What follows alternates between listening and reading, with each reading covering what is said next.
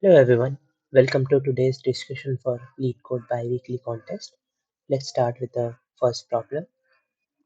In this problem, we are given a positive integer n and s is the binary representation of n without leading zeros.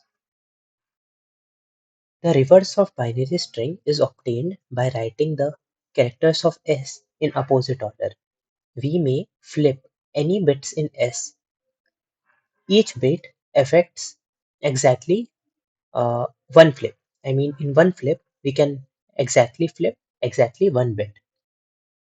We need to return the minimum number of flips required to make S equal to reverse of its original form.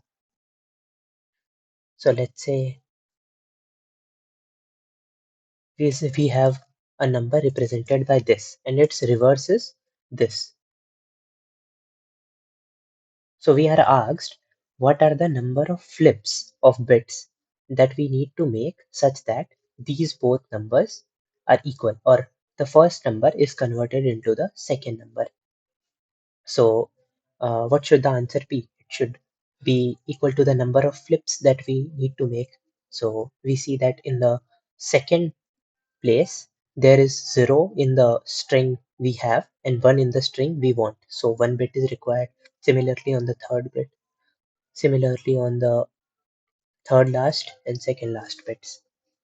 So the answer should be the number of bits that are different in S and its reverse. Alright, so this is just a brute force question.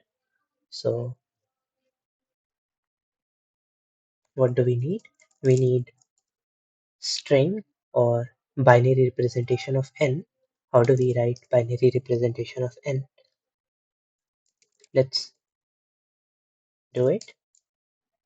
So while n is greater than 0, so let's push the bits. Okay, how do we write binary representation of a number? So let's say we had 5. So keep dividing the number unless and until it is equal to 0. And if the number is odd, write 1 in our bit. Alright, so 5 is odd, write 1. Now divide it by 2. It is converted to 2. So 2 is even, keep 1. Now at the end, divide it by 2, it is equal to 1. 1 is odd, keep 1. Now divide by 2, it is equal to 0. Alright, so this is the binary representation of 5. So do that in an algorithm.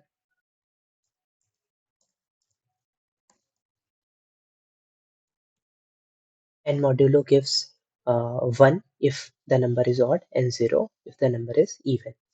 And to make it a character, we add it with character 0. Now about the reverse string, let's create it.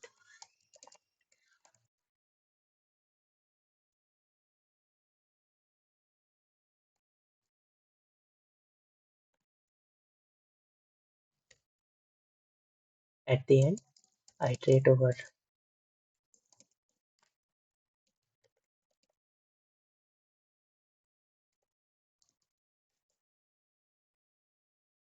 whole string.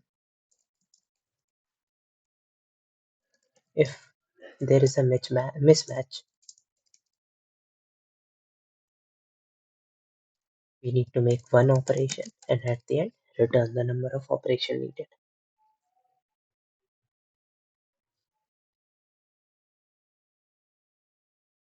Okay.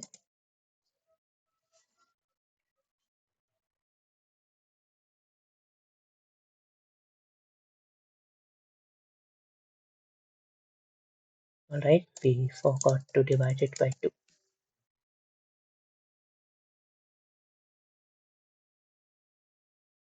So this got our solution accepted. So let's move to the second problem now. So we have two numbers num1 and num2 represented by inclusive range num1 to num2. That is, range includes num1 num1 plus 1, num1 plus 2 up till num2. And the waviness of a number is defined as the total counts of peak and valley. A digit is peak if it is strictly greater than both of its immediate neighbor. A digit is valley if it is strictly less than both of its immediate neighbor. The first and last digit of a number cannot be peaks or valleys. Any number with fewer than 3 digits has waviness 0. We need to return the sum of waviness for all numbers in range num1 to numn. Okay, let's say we have a array like this. Okay, 1 2 1 2. So if we want to represent it using a graph, how would we represent it? Like we can write 1 as this,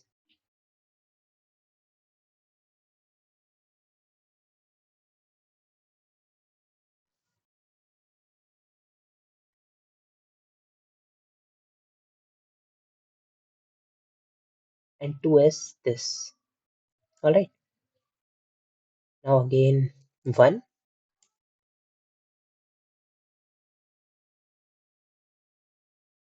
now again 2. So what do a valley and a peak represent? Alright, see, this is a element that is greater than its immediate neighbors. Alright, so this is a peak. Similarly, for this element, it is smaller than its left neighbor and its right neighbor. So this is a valley.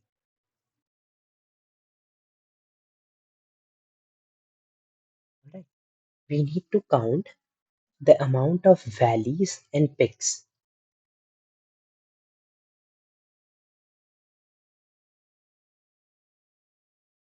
Count of valleys and peaks in all numbers from num1 to num2. Alright, and what are the constraint?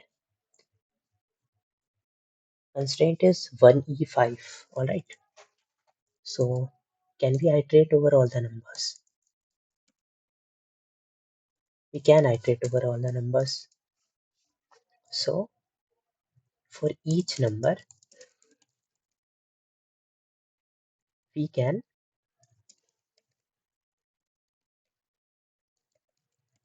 iterate over all the digits in 5 into 1e5, which is computable, and for each digit check if it is a valley or a hill.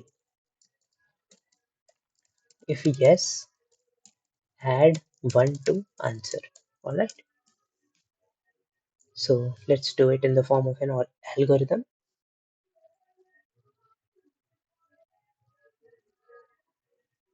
Okay, so what do?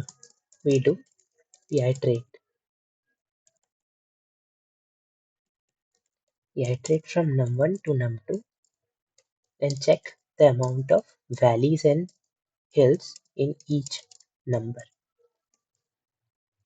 Alright, since we need to iterate over digits, it's good to represent our number in the form of string.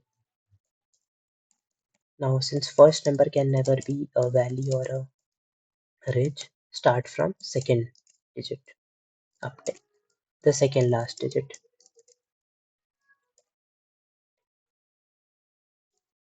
So what is the condition of ridge or a peak? Our element is greater than left neighbor and element is greater than right neighbor. What is the condition for valley? Our element is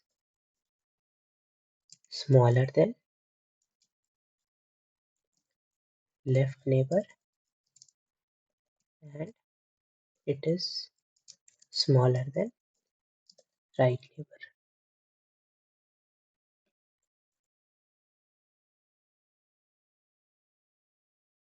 If this is a case, just add 1 to our answer and at the end return our answer.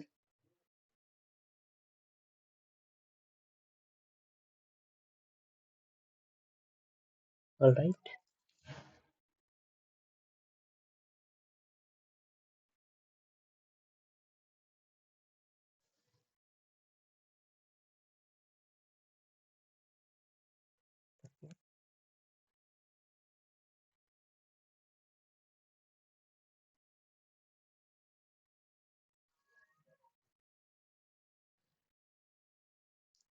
okay, so there is a problem of braces.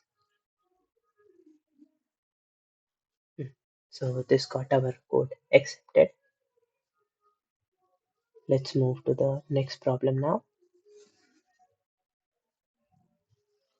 So in this problem, we are given a positive integer n and a target integer target.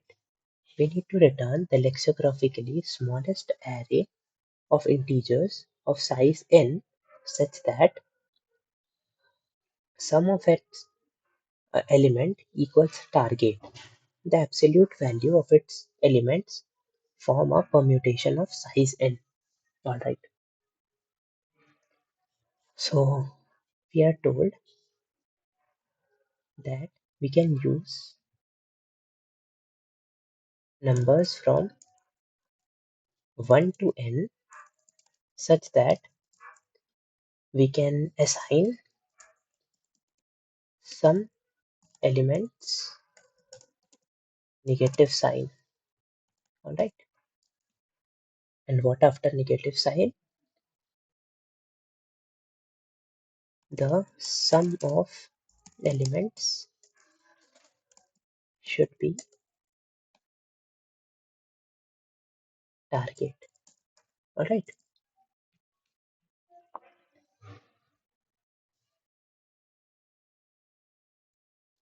Now let's observe one thing. What is the max sum we can get?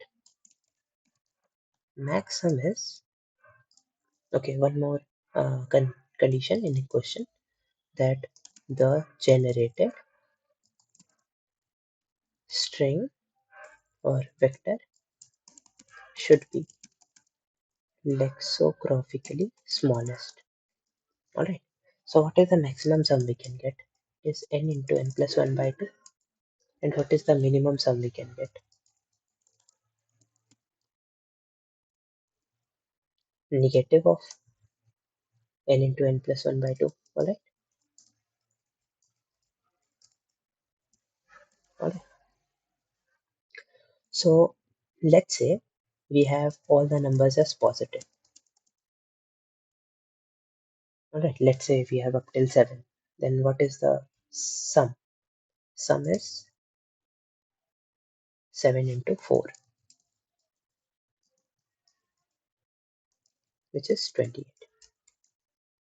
Now, if we flip a number, let's say we flipped 1, then it is equal to minus 1 now.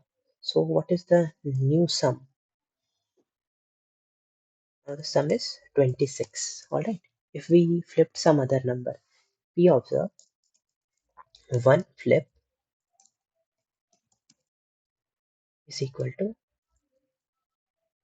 minus an even number. Alright. Like flipping 1 minus is 2, flipping 2 minus is 4. Alright. We can subtract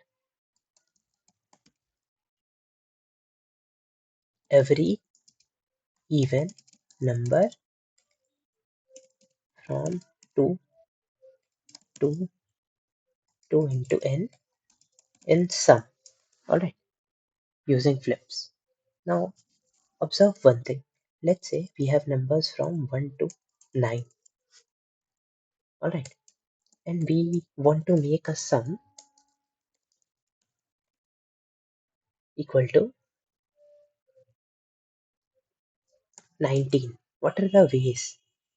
We can either take 9 plus 7 plus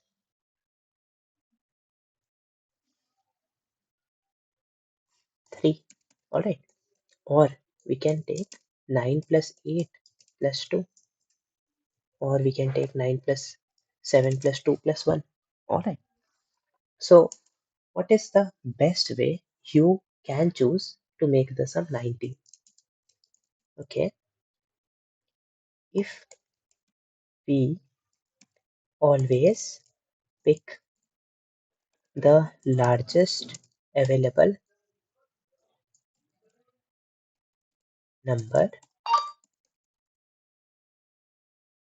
that keeps our sum smaller than equal to target, can we generate every possible number?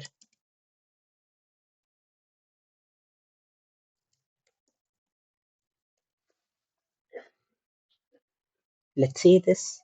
Okay, let's say if we pick 9, 8, then we are required with a number that is not currently available. What are the numbers currently available? All the numbers smaller than 8 are currently available. Alright. So what is the case at which we say that we cannot generate a sum? When we require a number that is not available. It can be 8, 9, 10, something like this. Alright. So can can you understand that only these are the numbers that cannot be generated? Because we already picked 8 and 9, so we are left with these numbers. Alright. If we require 4 now, then we can pick it. If we require, let's say, 8, then we can pick 7 and 1. Alright. Now, similarly, if we require 9, then we can pick 7, 8, 9, 7 and 2. Alright. So, what are the numbers that cannot be made? Every number from 1 to 7 using 1 to 7. That is from 1 to 21. That is sum from 1 to 7.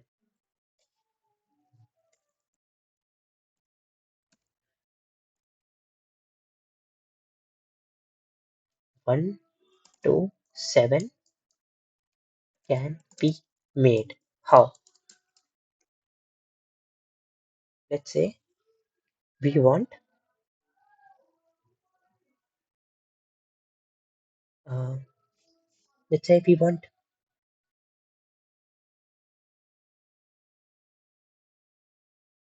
okay. So let's prove this by induction. So for 1, every number, what is the maximum sum we can get? It is from 1 to 1, and using 1 we can make 1. Alright, so this is trivial. So if we have numbers from 1 to 2, what is the sum we can get? We can get from 1 to 3. Minimum sum is 1 and maximum sum is 3. So we can get 1, 2 and 3. For sum equal to 1, we pick 1. For sum is equal to 2, we pick 2. For sum is equal to 3, we pick 2 and 1 both. Alright. Now if we have 1, 2 and 3, alright, what are the sum we can make? From 1 to 6. Alright. So if you want sum 1 to 3, pick these numbers. And if you want uh, sum from 1 to 3 is done. Alright. Now what about 4, 5, 6? Alright. Okay. Just pick 3 for sure. Alright. Now we are left with 2 and 1. Alright, if we picked 3 for sure. Now using 1 and 2, we can surely make numbers from 1 to 3. Alright, so we picked 3 initially, and using 1 and 2, we can make sum from 1 to 3. So what is the sum we can get at max? Using 1 and 2, we can make from 1 to 3. So 3 plus 1 is equal to 4, which is our minimum range, and 3 plus 6, 3 is equal to 6, which is our maximum range. Alright, so let's say this is true for k. That is, we can make from sum from 1 to k into k plus 1 divided by 2. Alright, so is it true for k plus 1? So from 1 to k plus 1, pick that number itself. Alright, and from k plus 1 to k plus 1 into k plus 2 divided by 2.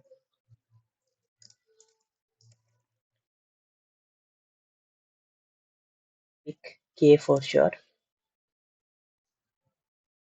Alright, then we are left with 1 to k, and what is the sum we want?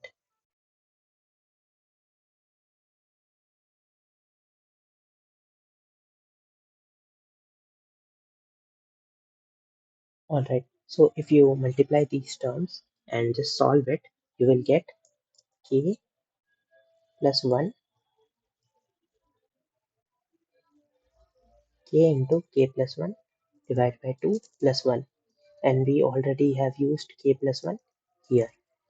Alright, so we can make every number from 1 to k into k plus 1, k plus 1 into k plus 2 divided by 2. Alright, so this is the proof by induction that we can make every number from 1 to n, or say 1 to n into n plus 1 by 2 using 1 to n, if we just keep on picking the largest number every time.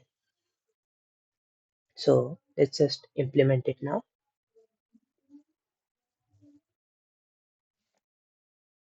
So we had numbers from 1 to n.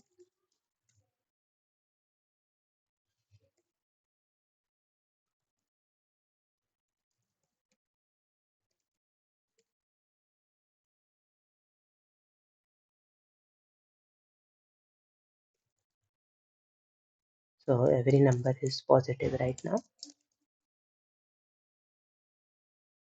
Maybe the sum can exceed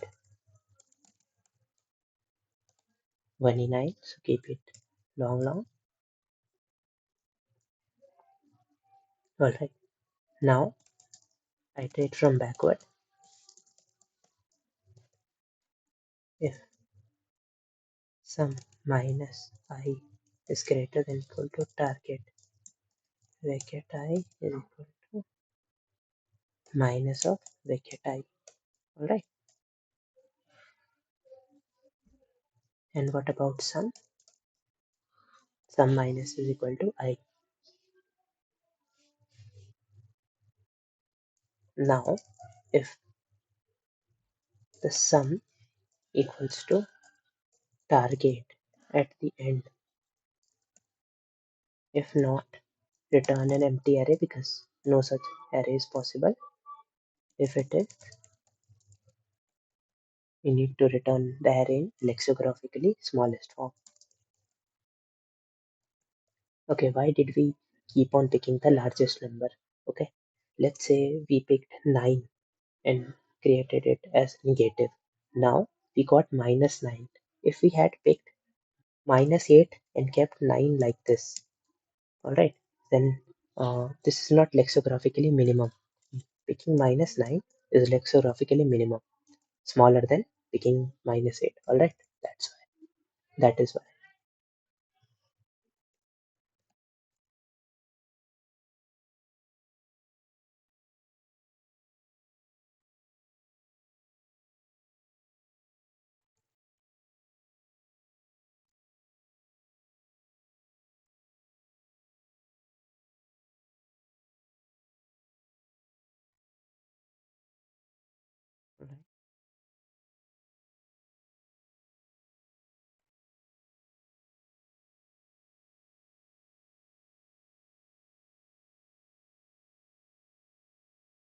Okay, so flipping a number changes the sum by 2 times I, that is it. And since we have every possible numbers from 2 to 2 times n here, alright.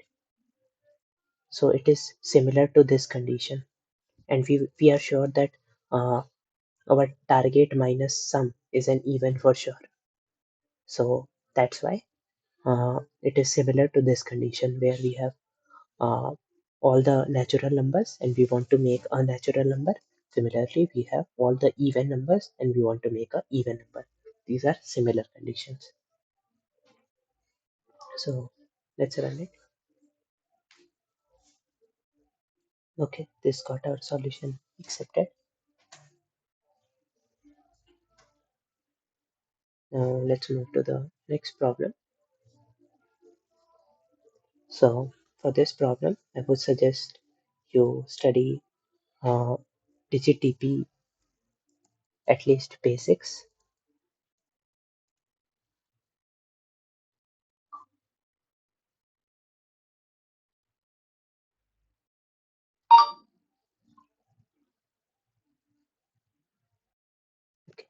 Okay, so in DP, you must have solved at least one problem of DigiTP to proceed with this problem. So where can you practice it? Just go on CSES and find a DigiTP problem. Just solve it on your own. If you cannot, find a solution on YouTube and then implement it on your own, then come to this solution. All right. So what does the problem say? The problem is same as the second question apart from the constraint. That constraint is up till 1e15. All right. So can we iterate now from num1 to num2? We cannot. So we need to think something in the direction of DP. All right. So can we solve this problem? All right. Well, how to reduce this problem? Uh, if you have solved a basic problem of digit DP, you might have be aware with the topic that digit DP we compute number of elements small. Okay. In normal problems where we are told to find answer from L to R range. All right. Let's say we want to find a function from L to R. In DigiTP, what do? We find answer from 1 to R and subtract it with 1 to L in most of the cases, not in every cases. Like if you so have had solved the basic problems of DigiTP, you must have come across this particular scenario. All right. So can we apply it here? Let's try it. So if we want to find valleys and waviness in between num1 to num1, all right. So can we say waviness from L to R equals waviness from 1 to R minus waviness from 1 to L minus 1? Seems correct, all right. Uh, this does not seem to be any problem in it because uh, if we subtract the contribution due to numbers from L minus 1, L minus 2, then we can get answer from range L to R. All right, this is additive. There's no problem in subtraction. All right. So how do we compute this? So what are the things that we require for computing waviness from 1 to R? All right. So we need to keep numbers. Let's say we want to compute from 1 to R. Then we want number should be smaller than R. Alright. So if you have had studied the concept of digit DP, we have tight and non-tight concept. Okay, handling tight bits, tight digits, and non-tight digits. What are these? Let's say we want a number smaller than equal to 1432, something like this. All right, and we chose the current digit to be 1. Then, then we are sure enough that the next digit should be smaller than 4. All right, so this 1 is a tight digit here because it adds some constraint to the rest of the number. But if we chose 3 here, is there a constraint for rest of the numbers? It can be anything, right? It can be 0, 9, anything here. So this is a non-tight bit. All right. So let's try to solve it differently for tight and non-tight bit. Okay. Now, if we iterate from digits like this,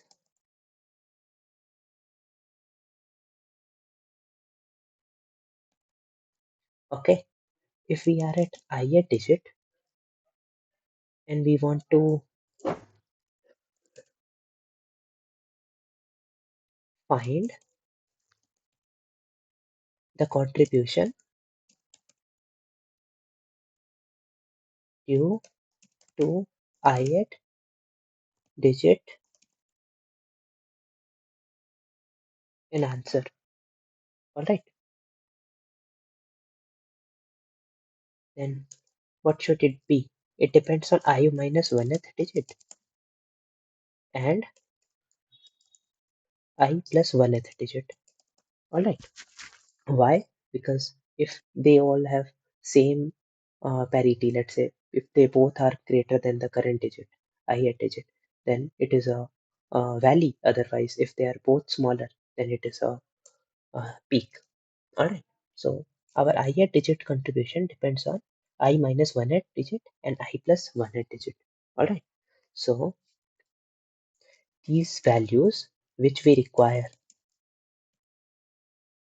we generally try to keep it as state. Okay, so can this be a scenario that we have computed I plus 1th digit, I minus 1th digit, then compute ith digit? This is not possible, all right, because this would lead to cycles in recurrence relation, which we don't want. So we have answer for I minus 1th, ith, and we choose I plus 1th. Then find the contribution due to ith digit. This seems fine to me, all right, because this will never lead to cycles. So let's say func of I comma I minus 1 gives what is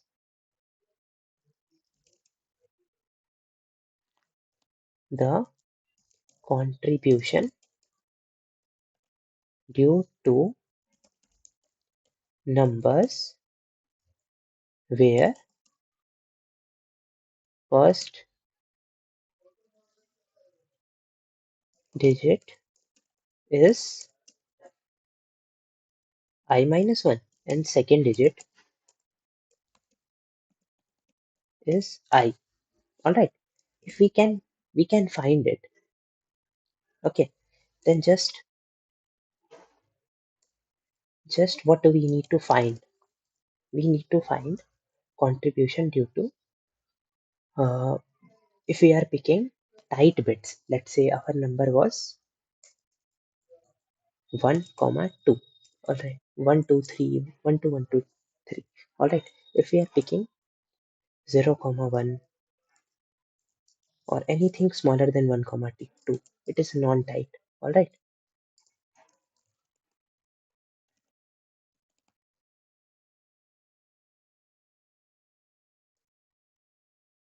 this is typed.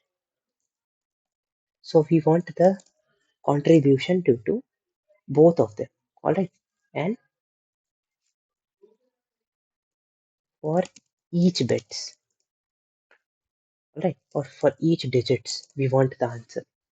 Let's say we are on ith digit, we have the history of I minus 1 at digit, and we currently choose I plus 1 at digit, then find the contribution due to ith digit and just return the answer.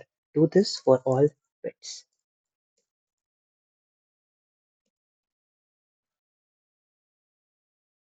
Get the answer.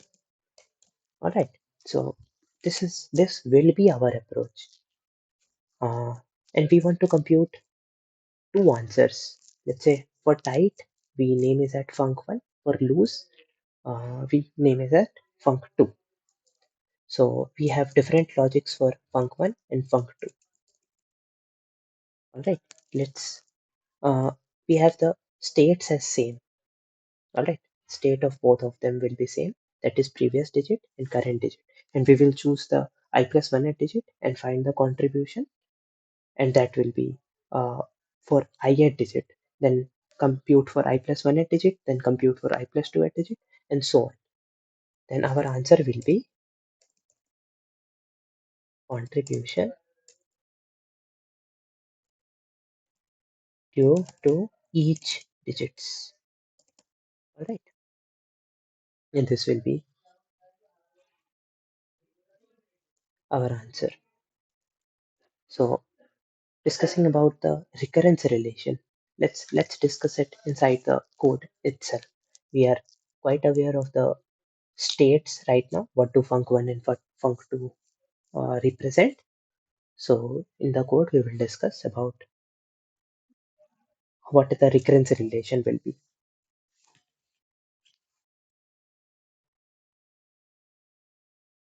Okay, so let's say func represents sum from 1 to n.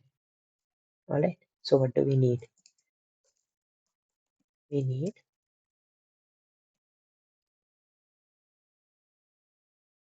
sum from 1 to num2 minus sum from 1 to num1 minus 1. Alright, and at the end we want to return t1 minus t2. Alright, so let's compute func now. Alright, so func needs one num to compute the waviness from 1 to num. Alright,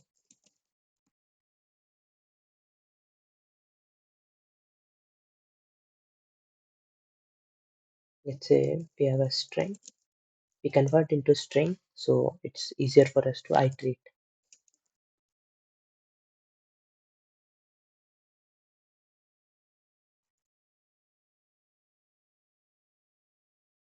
Now, what if the size of string is smaller than 2? We can just return that there is no audience for waviness. Alright, because first and last digit can never be a part of peak or valley. So just return 0. Now compute the first two digits because in our state we require first two digits. Alright.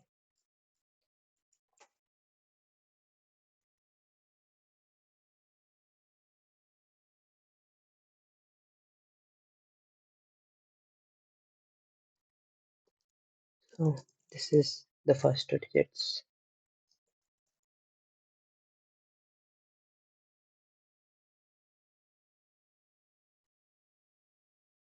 Now what is the answer?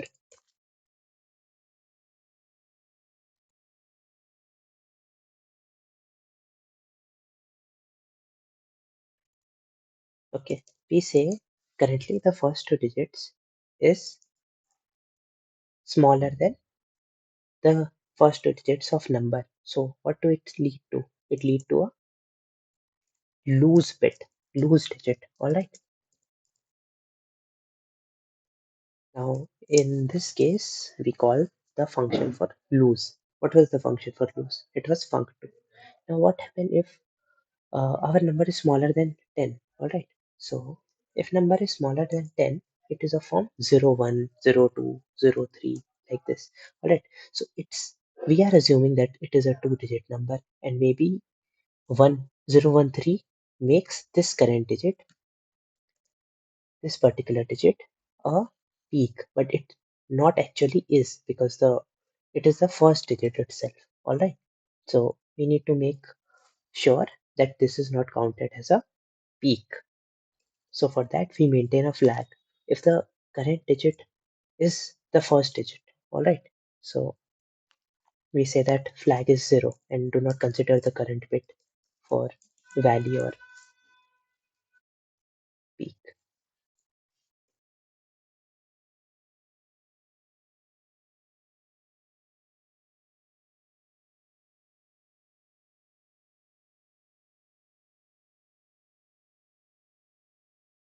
All right.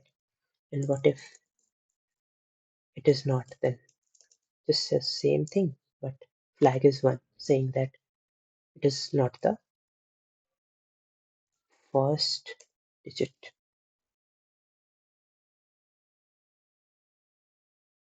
All right. Now, what about the other part? We still are left with the tight bit. All right. What is the tight bit? Tight bit. The first digit is the first digit of our string. Second digit is second digit. And what is the starting point? Starting point is 2, let's say. And what do these particular values represent? These represent what are the remaining digits, or what is the current index we are at. It generally represents I. For easier sake, I have represented it as what are the remaining number of digits left. In this, we are representing what is the current index we are on. We are iterated out 0th index, first index, we are at second index now.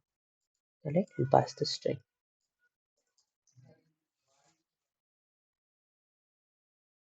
Now let's move to the code of func1 and func2. Alright.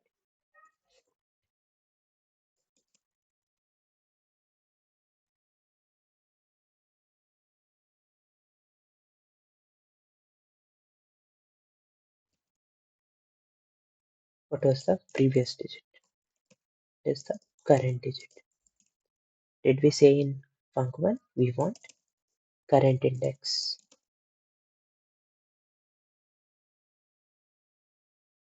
And at the end, what is the string? So alright, if we are at the last digit, that is our string has finished right now, then return 0, because no more value possible. Now calculate the answer. What is the current digit? Is equal to value at string. Now also compute what are the remaining digits left, because we need to apply some kind of permutation combination in the remaining digits. Alright. So let's iterate over, or let's say let's pick the current digit.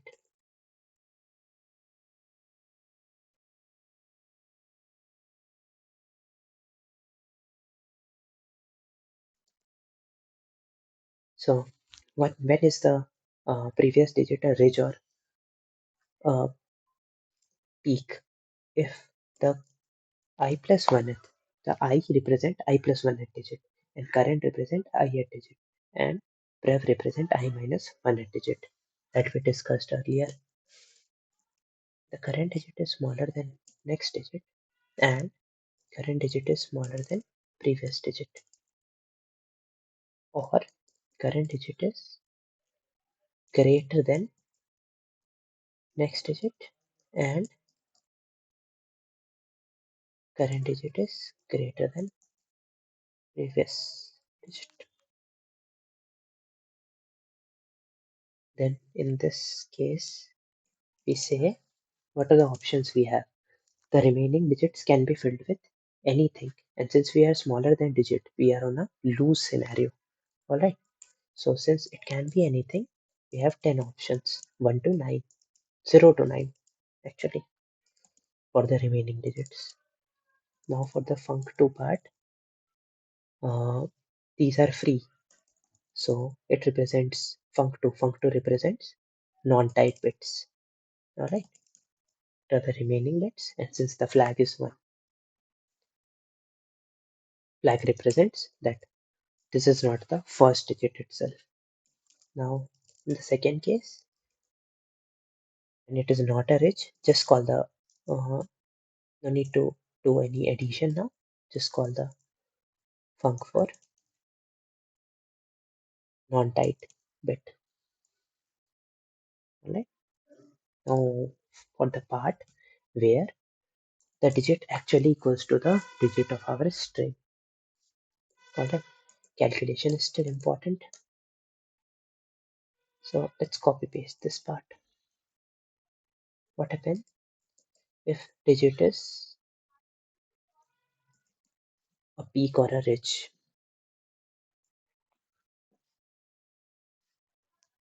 Do the same thing happen. First of all, func2 won't be called right now. It will be func1 that will be called. What is the digit with which it will be called? It is dig. And what is the index? Next index for sure. And string remains the same. And will the power remain same? No. We are not independent to choose anything. We can choose any number up till the constraint. Alright, what is the constraint? Let's say it is val. So what is the constraint now? Remove the current digit. Alright, now for all those numbers, the current digit is constraint. Like we have chosen 1, 2, and then here was 3, 4, 5. Alright, or let's say we have 1, 2, 1, 4, 5. Now if we have 1, 2, 1, these two numbers can be filled with any number from 0, 1 to 4, 5. So this is the constraint, these two numbers. So how to get it? With substring. Substring starting from I plus 1 at digit up till end. Now let's say val is 1. If the string is empty, we have one option. If the string is not empty, just convert to integer and plus 1 is the number of options we have. Alright.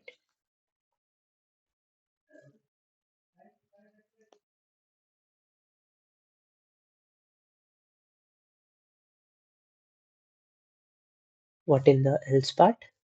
We just call func1 with the same values and not call val1 now. Alright. At the end, return answer.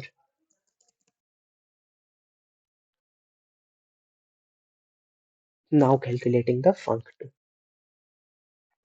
part. Alright. What happens in func2? Our bit is or digit is not tight. Alright. We can pick anything.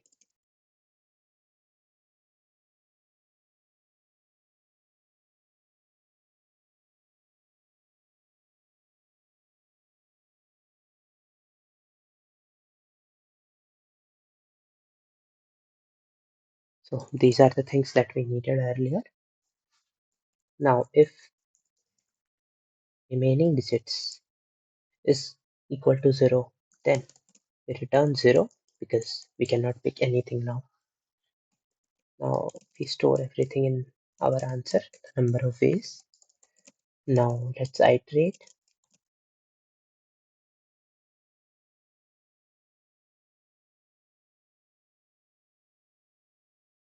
We can choose any digit from 1 to 0 to 9 now because we are free.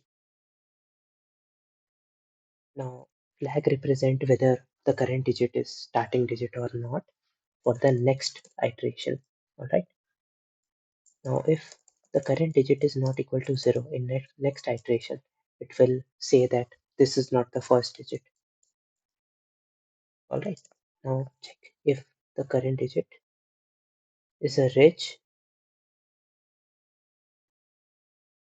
or a peak. This is the condition for it. And if it is a ridge or peak, as well as the flag is set, that is, it is not the first digit, then only we can apply this operation. What is the number of options that we have? Isn't it same as this particular thing? Because this is a unset bit. I mean non-tight bit. Alright. So just add this. We have remaining -1 options. Alright.